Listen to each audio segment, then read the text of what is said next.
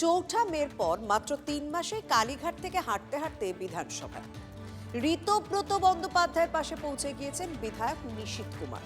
আর তাতেই নিজেদের ভোট ফেরত চেয়ে প্রশাসনের দ্বারস্থ হয়েছেন পূর্ব বর্ধমানের হলদির বাসিন্দা সন্দীপ এবং রূপালী ভট্টাচার্য।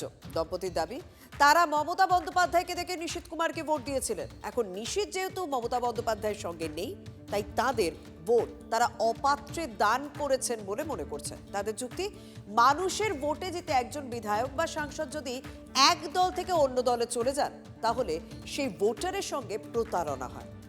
তাদের বিধায়কও তাদের ঠকিয়েছে, তাদের মত ছিনিয়ে নিয়েছেন বলে তাদের মনে হচ্ছে, তাই তারা তাদের ভোট ফেরত চাইছে।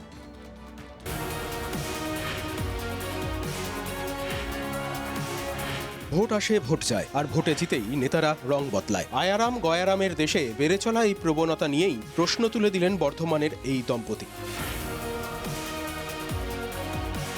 সন্দীপ ভট্টাচার্য ও তাঁর স্ত্রী রূপালী ঘড়ুই ভট্টাচার্য দুজনেই তৃণমূল কর্মী। তাদের বিধানসভা কেন্দ্র বর্ধমান উত্তরের বিধায়ক তৃণমূলের নিশীথ কুমার মালিক। কিন্তু ভোটের পরেই নিশীথ কুমার নাম লিখিয়েছেন ঋতব্রত শিবিরে। এখানেই মোক্ষম প্রশ্ন তুলেছেন সন্দীপ এবং রূপালী। মমতা বন্দ্যোপাধ্যায়কে দেখে তারা তৃণমূল কংগ্রেসকে ভোট দিয়েছিলেন। তাদের প্রশ্ন, এবার তারা ভোট ফেরত পাবেন না কেন?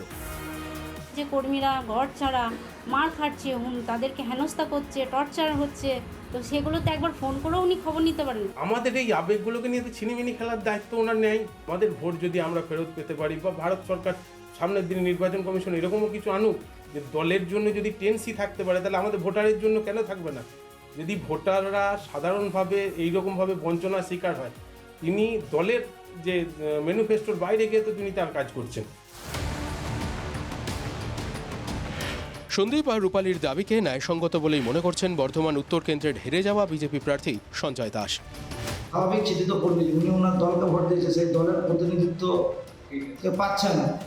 উনি অন্য দলে জয়েন করেছেন, স্বাভাবিক তো চিন্তিত উনি কেন, ওনাদের দলের যতজন আছে সবাই আস্তে আস্তে সেটি করবে। তবে যে বিধায়ককে নিয়ে অভিযোগ, সেই নিশীথ কুমার মালিক কোনো কথা বলতে রাজি হননি। তবে তাতে দলবদল নিয়ে রাজনৈতিক বিতর্ক চাপা পড়েনি। মানুষ তো তাদের যন্ত্রণা ব্যথা থেকে বলছে।